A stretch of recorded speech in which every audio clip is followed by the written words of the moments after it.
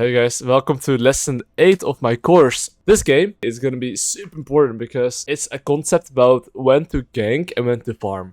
If you're able to do this, you'll be able to get good results, and even in challenger games, like it does not matter. It is super important for you to recognize how to execute and recognize concept, and you'll be able to win games pretty easy. Like in this game, for example, 80 minutes, they're getting hard stomped and the enemy team doesn't have that many kills. And we're getting a lot here, right? And it's only because, as well, I know when to farm and when to gank, and I'll give you guys multiple examples. So, in this game, we'll be talking about, number 1, recognize lane volatility, recognize lane wave state, slow push, neutral, bounce, and if you can get guaranteed kill, all camps are up, go sprint. And I have an example for each single thing, so we'll get to it, okay? Let's get it. Okay, so we start with recognize lane volatility, right? Which is, well, the most important thing. So, always before the game starts, you have to recognize, okay, which lanes are going to be super volatile. If you do not know that, you don't know when to skip camp and when you have to actually full clear. So in this game, if you look right, I would say that top lane can be a bit volatile, mid lane a little bit volatile, but he's going to be fine. He can't die, right? Bot lane volatile because enemy is Draven trash, and those guys are going to go in. These guys need to walk up the hook. If Rakan wants to fight, he needs to jump in. And no matter what either you're playing, people are going to be fighting. So I already know that bot lane is going to be really volatile. Top lane as well. However, my top lane is TP. So worst case, he can always TP back and he'll be okay. So before the game, I'm aware of this. So I've recognized which lane is volatile. So once you know which lane is volatile, you then know, okay, what's your pathing going to be? I have decided knowing that bot lane is volatile here. I'm going to path Raptor, Red, Gromp and see how bot lane goes, right? If bot lane is volatile, I'll be looking. If not, I'll just path towards the top side. So I'm going to play here really fast and show to you guys what I'm seeing, okay? So as I'm doing third camp, I'm looking at bot lane, okay? And I looked previously as well, I saw this trash walking up looking for trades. So one thing that's super important, right? Is that as I walk to my third camp, basically I'm doing my camp, okay? This is my vision right now. Okay, I'm looking at minion to see if they put down wards. So I would say that they're gonna hit level 2 first, so they're gonna look to jump in, right? And you can see the trash movement. So here's the key part. Before you go bot lane, as you're taking camp, look if they're putting wards down. Because right now they haven't put down any wards. And if they have not put down wards, I would went for a gank. But if they haven't, if they have, I can't anymore, right? So in this case, I took 3 camps, so my camps are kind of far away. But now we're going to talk about the wave states. This is how you can just recognize a bit, okay, lane volatility and where the wards down is gankable, depending on your champion. This game I have Elise, Rakan, so we have quite some CC. Even if the wave's even, if they don't have wards, if he needs to go for CS, he'll have to stand here and it is gankable. But let's say we have a Kayn and we have Emilio bot lane, it becomes a lot harder to gank. Then the wave actually needs to be around here for you to be able to gank, because then without CC you might still be able to kill them. But without CC it's just impossible. So the more CC you have, the more chance you have to kill them because the wave is in even game state.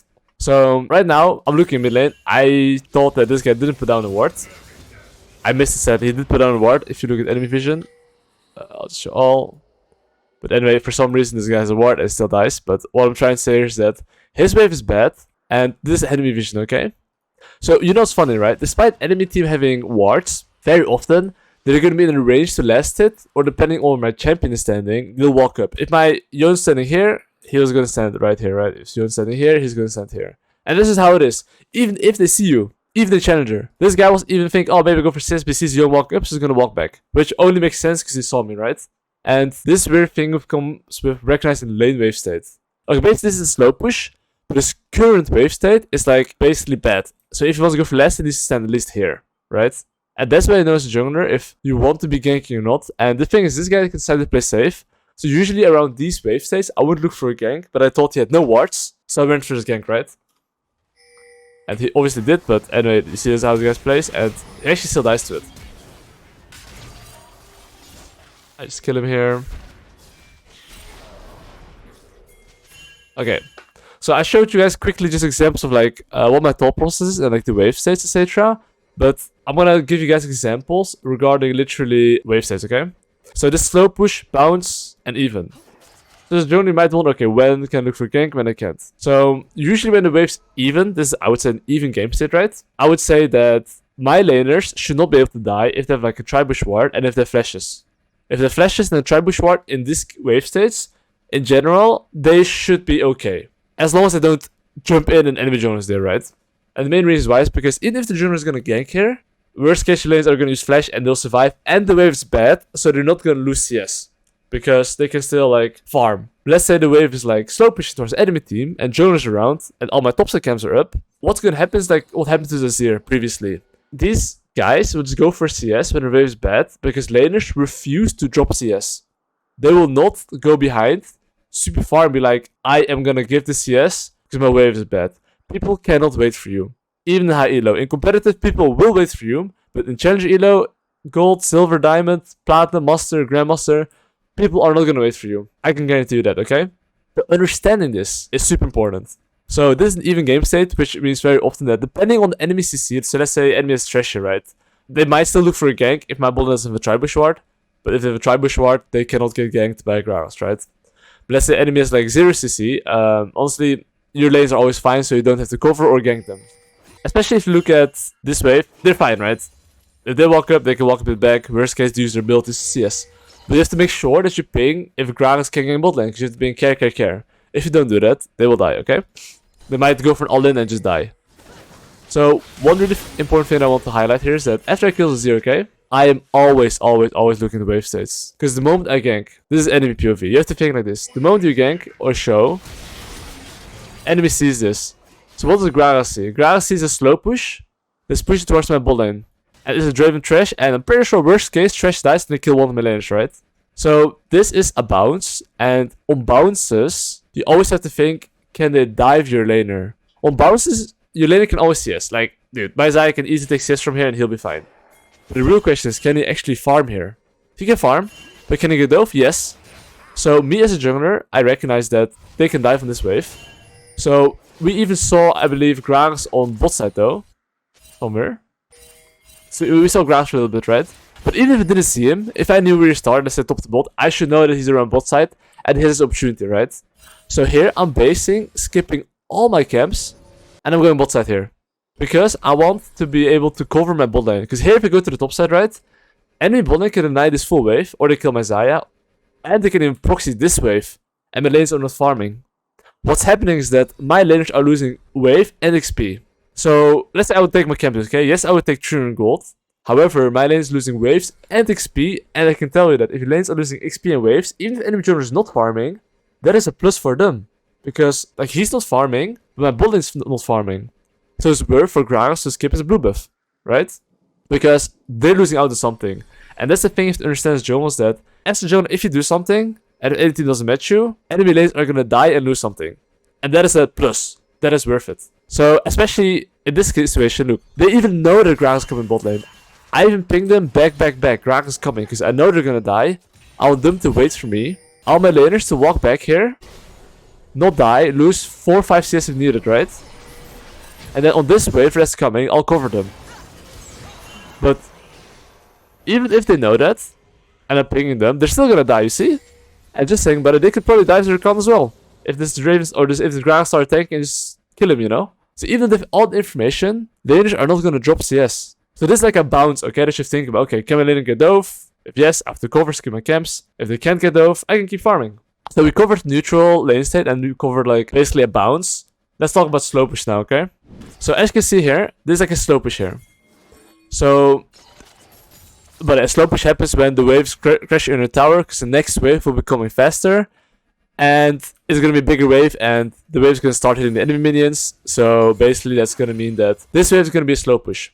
Which means that if I decide to go topside right now, okay? Let's say I decide to go topside right now. What's going to happen is that this wave right there, if they decide to not touch the wave at all, my bot lane wave at some point is going to be right here. When that happens, what's going to happen is that they are going to do the thing where even if no enemy jungles around, they're not going to drop any CS, and they're going to try to go for the CS. Because they'll have to go AFK for 1 minute, and that really blows. They're not going to be doing that. Which is why the main reason here is that I'm not even looking for a gank here. My mindset is I'm just covering and defending like a counter gank. Because I knew that Gragas started top the bot right, so I expect him to be around the bot side. I don't have to be here if I know enemy jungles around top side. Let's say I know that enemy jungler started bot the top, and around that timing he should be around top side, right? Then I'll just clear my top side camps. But I know that enemy junglers around bot side, my bot lane wave is bad, and they recognizes all previously at minute 5 when the wave crashed. So you might wonder, hey Kirei, how can I recognize in advance when I have to be here? That's a good question. So you as a jungler have to think always usually 1 minute ahead or 30 seconds. I think I can start with 30 seconds. So whenever a wave hits like this, okay? That's Orient Tower. In my head, I'm already aware, okay, this is a slow push. So when do they need me? Not this wave, but usually the next wave or the wave after. If my lane is like really slow pushing this, they'll need me in 1 minute. But let's say, I don't know, they start pushing a little bit faster, then they need me in the next wave. So that's how you can think. So right now, for example, I can take one camp, and then the next wave will be there, you see? And they're actually slow pushing, as you can see. So what's gonna happen here is that this wave is gonna be a bit bad, right? Look. So the wave at the moment, if they wanna last it, they would have to stand right here, right? And if a grass goes from behind, I can tell you that they're not gonna survive, if I'm topside. They can even lane gank. Flash is flash, their wave is bad. They have summoners, I guess, so they would survive lane gank. But regardless, they had no ward here, okay? And now I'm here, a living ward, and now they can just crash the wave. Which is why I'm covering here and skipping. But if I had to, by the way, I would skip my golems if the waves were a bit more awkward. Or I would at least like hover bullet a bit. Okay, so let's say, try to visualize, okay? Imagine this wave that's coming was already here, and the wave's already right there, okay? Yeah, so imagine the waves like this, and I just start my golems. You can do that in some games if your laners have flashes, and you know that even if they get ganked, worst case they burn a flash. And then they have to chase your laners. So what you can do is do your golems, and pull the golems towards your bot lane here a bit, and then the moment they get ganked, start moving to bot lane. Because imagine they start chasing my bot lane, they have to run all the way here, and then by the time they're here, and you're pulling your camp, you'll meet them. And usually junglers always win if they counter gank. So depending on your laner's summoners, and how much CC they have, you can still start your camp, and not go bot lane, and pull towards the bot side. That way you can farm, and in case they get ganked, you can help them. So that's when you can know, okay, I can still farm while covering, because they can buy time, right? And here's like where I'm covering, and like I just cleared his ward, by the way. And ironically, well, they're trying to look for a gank, and we're going for a fight here. But if it wasn't here, by the way, they would look for this as well, and the wave is bad, and they can just play aggressive with Lantern. And they can maybe get a kill like that. So depending on the enemy champs, how much threat they have, you know, okay, I have to be here or I don't have to be here. So a lot of junglers, right, what would do, maybe you as well, they would go topside right now and be like, I picked the Gragas bot lane, why are they not dying? Or like, why are they dying? Well, here's the thing, they are gonna die if the waves like this, dude, even the competitive people are gonna die. If professional players are dying, why would any elo below that not die? It's because when waves is shit, they are gonna greed. Like, this guy's challenger still dying to fucking gank when he sees me on the ward. Why? His wave was bad. So it's really important to identify what your job is. And if you understand that, it becomes a lot easier, okay? Let's see, we're going here for a fight.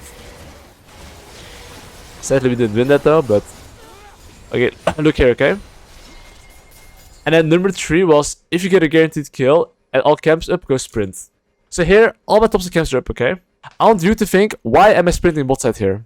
The main reason why, even though all my camps are up, is because if I can kill their bot lane, and I can deny them a wave, because I know for sure that they're going to catch this wave, they're going to be for sure staying around on this wave, and the bot lane has better conditions, which means that they can push the wave, and the enemy team can't contest.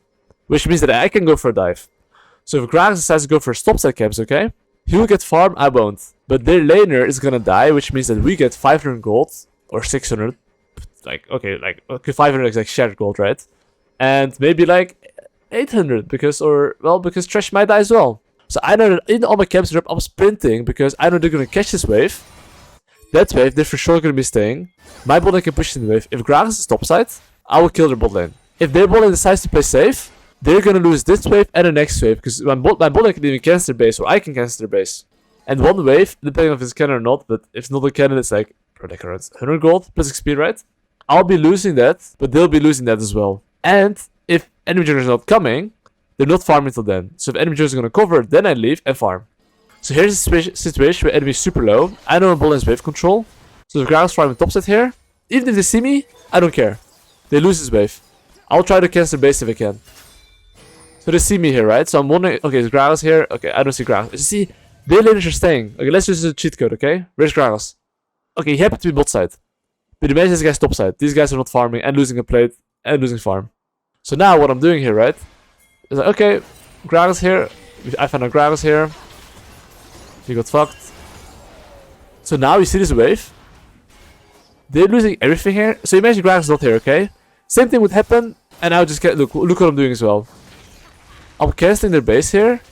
And now what happens is they lose this wave. So I don't know how much gold this is, like 18, 18, like 16, 17 or something, 14. This is like a lot of gold and XP, by the way. And I'm skipping all my camps for this. Is this worth it? Hell yeah. Look what they're losing. Plating, XP, gold.